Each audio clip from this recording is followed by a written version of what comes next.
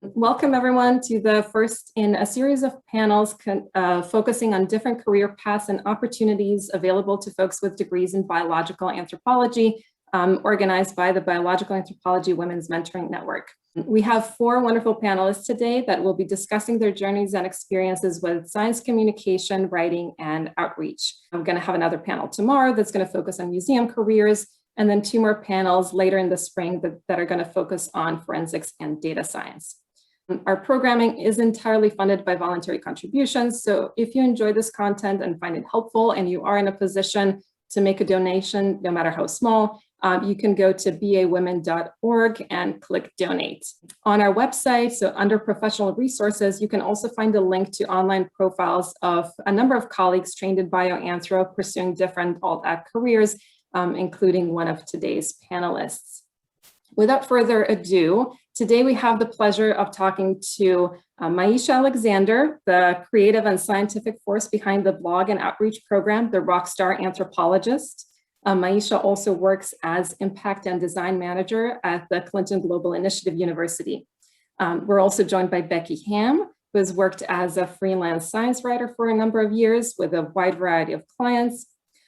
Darcy Shapiro, who works as content manager for the PBS Eon's YouTube channel, and Kyle Marian Viterbo, who is a science comedian and an engagement producer on the podcast Science Friday. I will now pass the mic on to our panelists and ask them to give us some more background sort of on who they are and what they do before we get to questions. Myeashea, would you like to start us off? Sure. Well, thank you so much for inviting me today to join you all. I am absolutely honored and excited to talk about science communication and also any questions that you may have about any of my other relevant experiences. My background is super interdisciplinary. I think that that's the academic term. My mom would just say like it's all over the place, but it really has created for very, very experiences. I come from a family of creatives. There are a lot of singers, musicians, storytellers, actors in my family. So I'm the only sort of sciencey type of person in my family. And so my interest in the sciences it evolved in parallel to my interest in creative works and creative arts, but I didn't call it science. So I think that that might be the first thing is that it was never separated as like science versus art or STEAM or anything like that. I didn't have any of that background. So my initial degree is actually, I have a associate's in anthropology and international relations. I have a bachelor's degree in culture and media studies, and I have a master's degree in biological anthropology. In high school, I went to film school because I wanted to be, or I thought I was going to be, a music video director and a documentarian. And so I loved, I was prepared, I was sort of molded to work in production. And I loved the idea of music videos because I loved really theatrical visuals that could tell a story in a short amount of time. And to me, movies took years and years and years, and that's not my attention span. But I also really love documentary work. So I actually thought that ultimately that would what my focus would be on. And some of my sort of creative, inspirational people that I was really into were folks like David LaChapelle, Alexander McQueen, all very high fashion, which also made sense because I grew up in New York and was really into Fashion Week and high fashion and all of that. So when I got into college and focused more on the documentarian side while I was at the New School, I did focus on things that tended to, or I did tell stories from a point of view that were usually creative. So my first short form documentary was actually on the birth of hip hop, of the human experience in New York.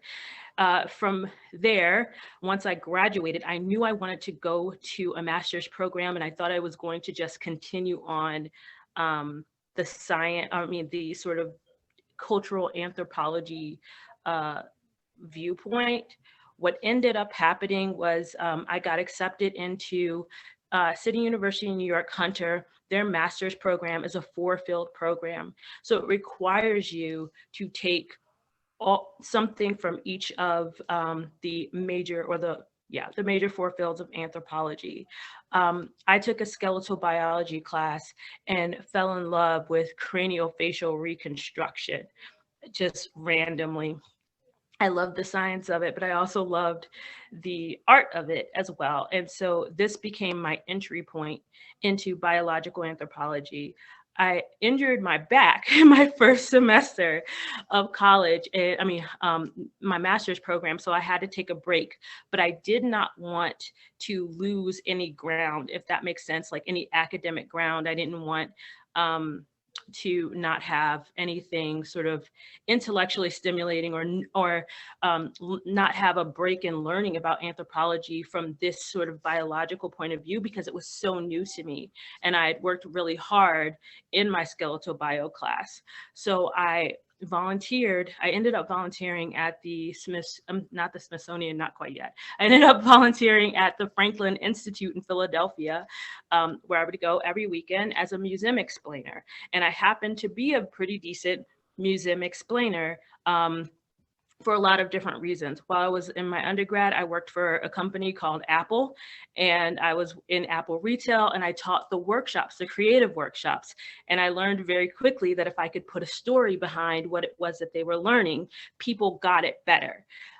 So I had figured out this sort of how to mesh the technical side with the storytelling side for a really amazing outcome, at least with the people that would take my classes. And I had a chance to perfect that while I was an undergrad. Little did I know it would come into play later.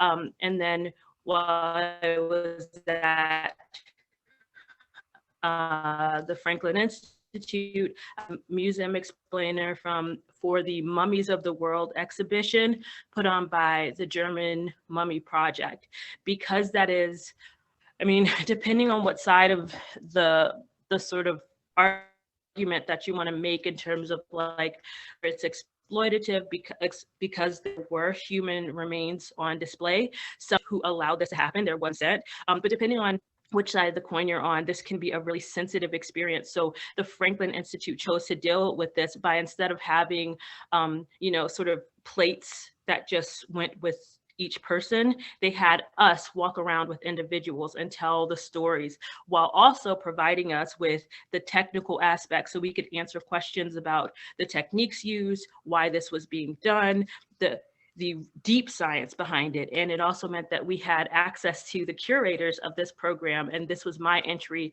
for sure into biological anthropology. I was absolutely in love at that point.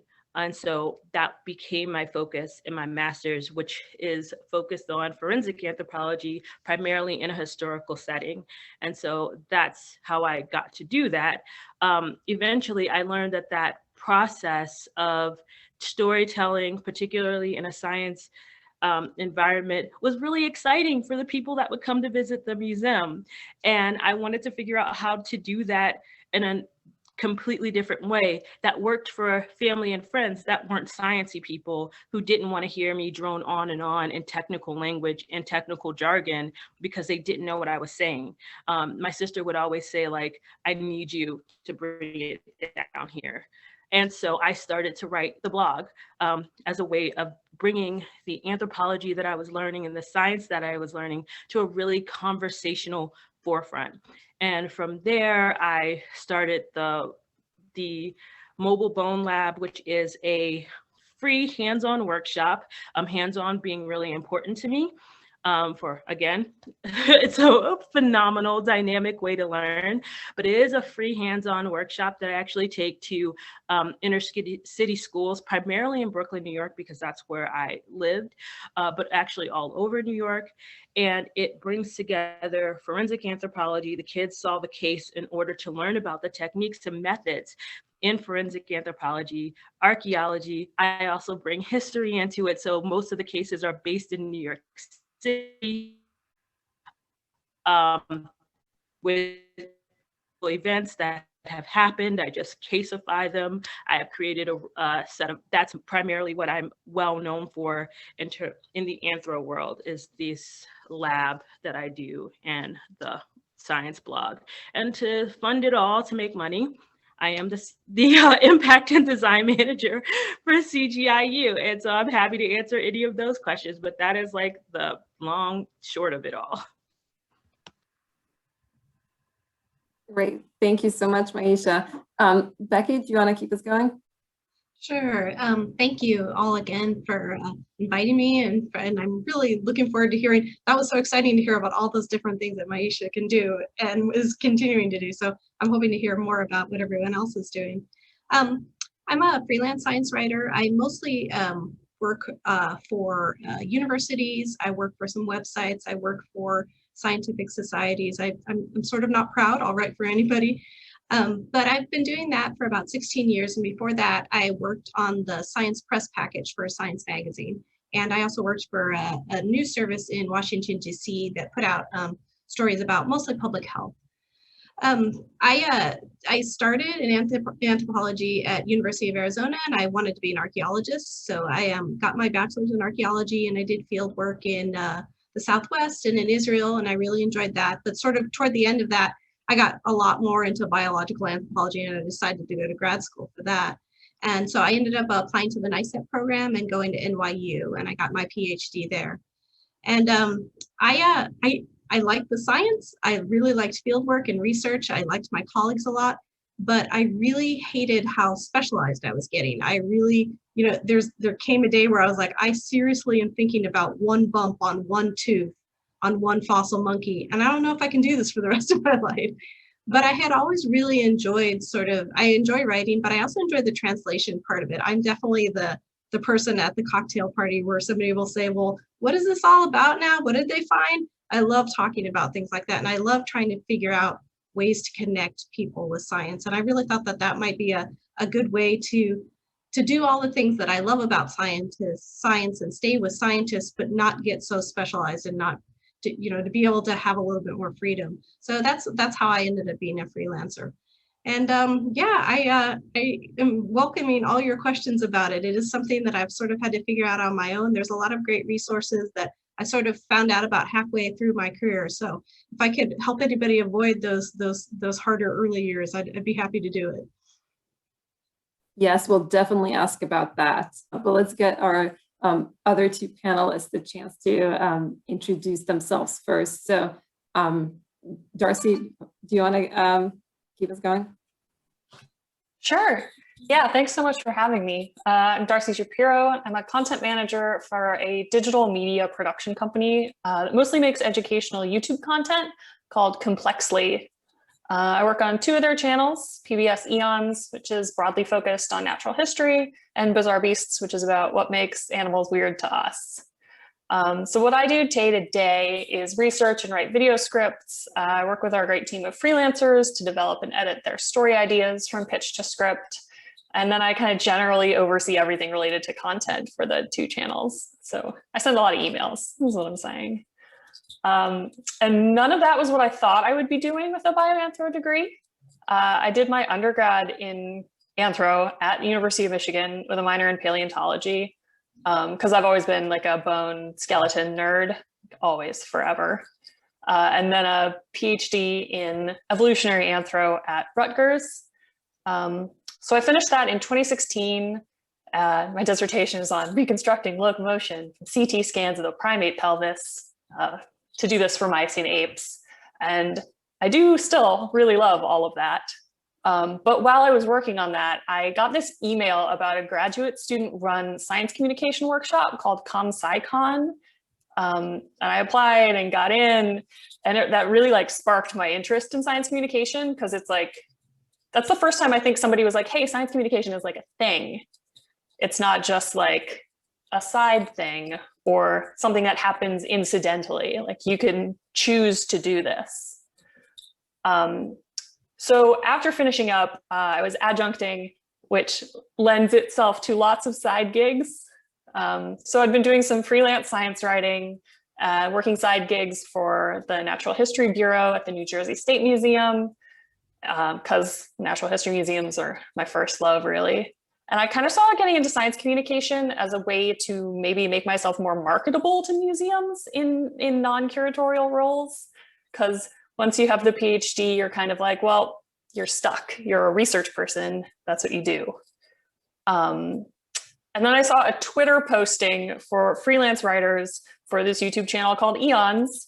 And it turns out that what I had been doing all along was really building up a CV for a very niche content creation job, which is using my research skills to tell stories about natural history, which is what I do now for them.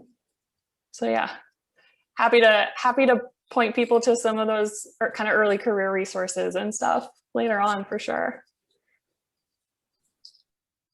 Fantastic, thank you so much. And I was kind of going in alphabetical order by like last name. So our last but by no means least, we have Kyle Marian Viterbo. Hi everyone, thank you for having me. I'm very excited to be here because I am in the middle of hotel COVID isolation, and you might maybe pick up that my neighbor is now in his alt rock phase of music, so I can't tell. Let me know. Also really excited to see some old friends from grad school and fieldwork in the audience. My name is Kyle, and I am a former physical anthropologist, much like a few of our friends here, and also now a comedian slash science communicator and the engagement producer at Science Friday. Can I share some photos? Because I had a lot of time this week to make something, and I kind of would love to just show some of the things that I've been able to do. I did do a lot of field work for about 8 years, and I met Maya when I was an undergrad at NYU, and part of that program like allowed me to get hands-on training pretty early on. Both working at the American Museum of Natural History, but then also as a forensic technician, doing some work with 9/11 debris and like sifting through that for a few years, which was really like formative for me in terms of shaping how I wanted to pursue a graduate degree in physical anthro. However, that kind of changed. And to be frank, a huge part of it was the realization that sometimes the ivory tower just isn't enough, and it can be really harmful, especially for marginalized people. And unfortunately, it took a mental health crisis for me to get to that point.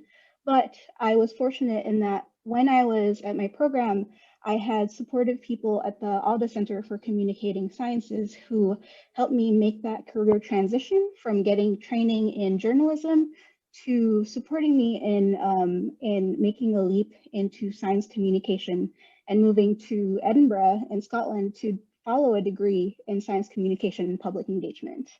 And from there, it's kind of led me into this path of using comedy and using humor as a tool, not just for educating, but also for questioning power structures that we're constantly having to navigate in academia, in science, when we're talking about race, when we're talking about trans rights, when we're talking about how museums are not neutral spaces. And it's been a really liberating experience for me to figure out whose voice matters and whose opinions matter when I'm trying to educate and empower the public, whatever sector of the public that is, to really own and feel like science is an important part of their experiences. Early last year in March, on the same day that the New York City New York State had announced their first coronavirus patient. I actually helped produce and run this show, Asian Strike Back, a coronavirus comedy and science show. In collaboration with many of my great friends in comedy, we wanted to create a space where not only were we trying to just show people what anti-Asian hate was, because a huge part of the silence around not being able to lift that up was because we didn't feel like there was just acknowledgement or knowledge of what overt versus covert racism can be like in everyday life. But for me also as a science communicator, like seeing in the history of medical anthropology and how racializing epidemics, racializing emerging diseases, politicizing it, I could already tell even just from the headlines from January and February that this was coming. And how can I, using my skills and the opportunities that I had in New York City, how can I create a space so that we can sort of laugh together, but also get people in the audience prepared for what was coming, because no one else was taking it seriously.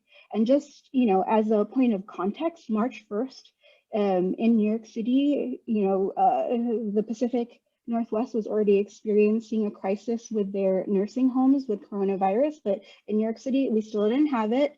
But at the same time, people weren't even talking about how to properly wash their hands at that point. And it wasn't until a week after our show did we get to a point where we were seeing people actually, spread the word on how you can be healthier, you can be safer, how you can learn from history of epidemiology to like prepare ourselves for what was coming without knowing how that was going to look like.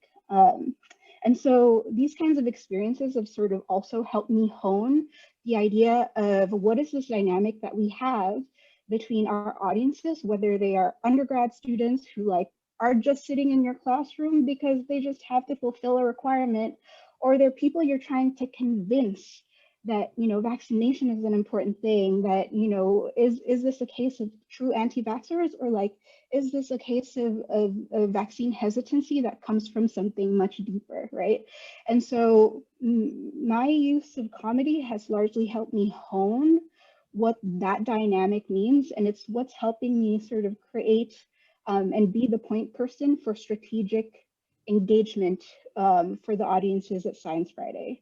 So Science Friday is a national public radio program in the US. It is also a podcast. However, it is a live radio show that is syndicated all across the United States. And that means we actually had and engaged with not just liberal kinds of audiences, but like, people who are in cities, people who are in rural areas, people who are more conservative, people who, are very, very progressive and abolitionist. And so these are all such a huge range of kinds of audiences that we're wanting to empower with science news and with educational resources. And so my job has now become a strategic thinker in helping bridge the goals of the organization and the educators that we work with getting to know who their audiences really are and really understanding, how do these different kinds of people prioritize their information? How do all these people share information, consume, what is their, linguistic culture? And never in my work has anthropology in the 4 fields not been useful.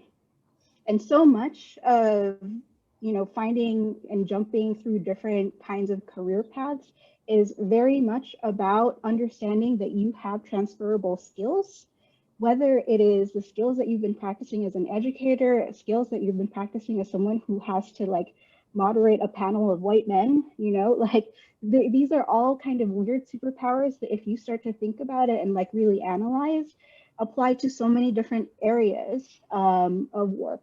And so that's something that I have felt really passionate about and have felt empowered to bring to the table at Science Friday.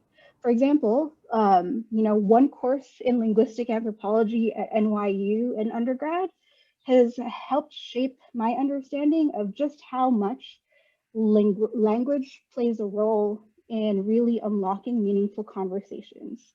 One case that we had at Science Friday recently was the question of like, how do we make sure that a story about the sex as a biological variable, how do we tell that story without being transphobic?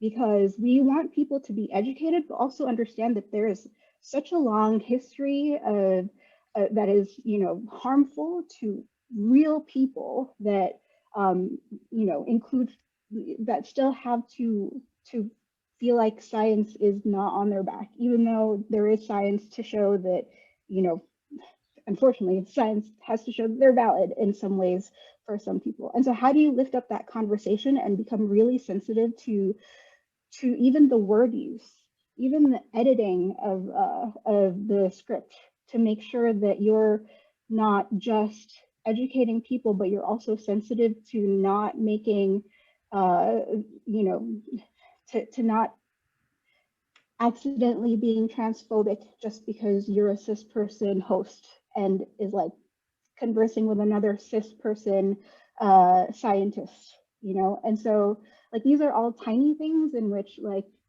our educational background has sort of been really formative in the work that I'm doing, not just in the creative spaces, but also as a strategic point person at Science Friday.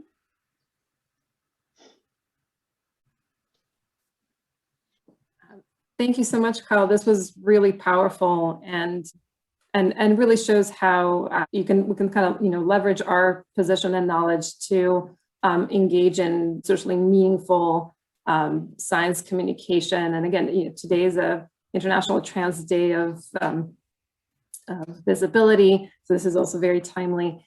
But as you were talking about sort of how this anthro background has been useful to you in your work now, I wanted to also kind of ask our other panelists sort of how they have been able to leverage their anthro background and either sort of pitch themselves as, you know, candidates for a job, or just able to employ that in the way that they approach their work.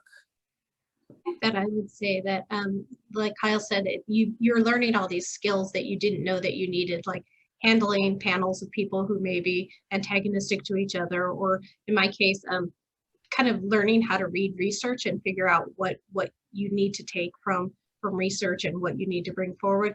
But I have to say that in the very beginning of working as a science writer, I did not take any stories that were anthropology related at all, because sometimes you know too much. And part of the idea of being a good science writer is coming at a research with questions that anybody who's a non-scientist might have about it. And I find that it's, you know, if you know too much about something, it can sometimes be distracting and you're not sure which questions you really need to ask. So, but on the other hand, I think that, you know, however excited you felt about the first things that you learned as an anthropologist, if you're working in other science fields, you're going to feel that excitement again. Like if you're working, you know, I just interviewed a guy about nanorobots that, you know, the whole thing where they go into the bloodstream and that kind of thing.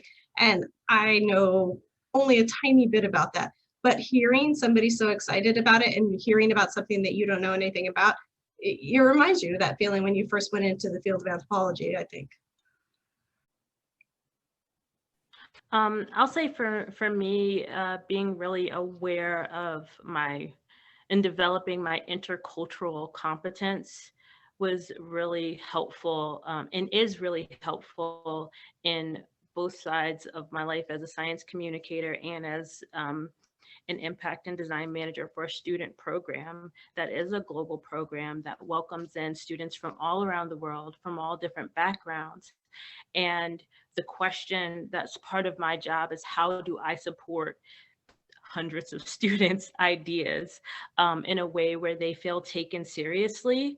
And I actually ask that same question of when I walk into a classroom full of kids that are typically quite young. Most of the classes that I visit and go to are between the ages of 6 years old and about 13, and sometimes there's high schools, but very rarely it's like, you know, elementary or kindergarten even, to middle school as my primary bone lab audience. And the question is, how do I take a diverse group? I rarely visit schools where it's a single majority of any type of person. And so I want to be sure that all of the students that come into the bone lab feel taken seriously, and they feel supported. And so being aware of that sort of intercultural competence, thinking about the things that I say, using my words very carefully, especially with children, are things that I actually never really thought about before. I also think learning what it means to be responsible in science communication, in terms of like being a scientist, is something that I use all the time.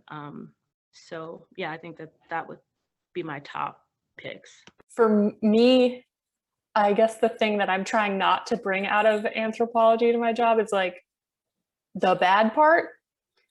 I feel like I'm trying to be aware of our history as a discipline, which mostly sucks, and not be a like bad anthropologist and bring that to the new stories that we can tell. And yeah, it's a lot about responsibility and like, what stories should I tell? Who should be telling them? How should they be structured? And how they should not be reinforcing the bad anthropology that is part of our history. Yeah.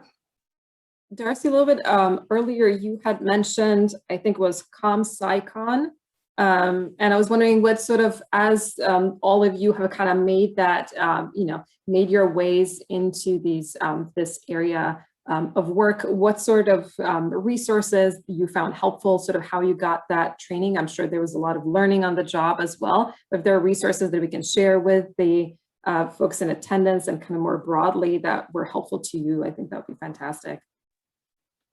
Yeah, ComSciCon, I did that in 2014, which was one of their second year maybe as a thing. It's now, that was their flagship workshop. They're now like kind of a nationally syndicated, I guess is the way to put it, workshop series that has a lot of like regional specific sub workshops. And yeah, I'm happy to, I have like a list of things that I made up that I can send you guys to send out to the people who registered for this afterwards. Yes, and we can compile that and also like just make it available on the website. Yeah, ComSciCon was great because it's not anthro-specific, it's just STEM. And I was, 5 years into my PhD at that point, and it was like going to science summer camp. It like really reinvigorated a love of science that was maybe getting a little lost at that point. Yeah, they were good. I did the American Institute for Biological Sciences SciComm training at some point. It was okay, like less, okay, the training itself was good. It was less specific to my needs, I guess is a better way to put that. And then like massive science is the thing I recommend to everybody who wants to kind of get a toehold into science communication and science writing. They're a website and a consortium of grad students, postdocs, and early career folks that do science writing training. They have a space for you to publish and they pay you after you're done with your training, which is always nice for freelancing. I attended ComSciCon as well in 2015. So I can't recommend them enough. But I think it really is geared towards graduate students. Their satellite programs are sometimes a little bit,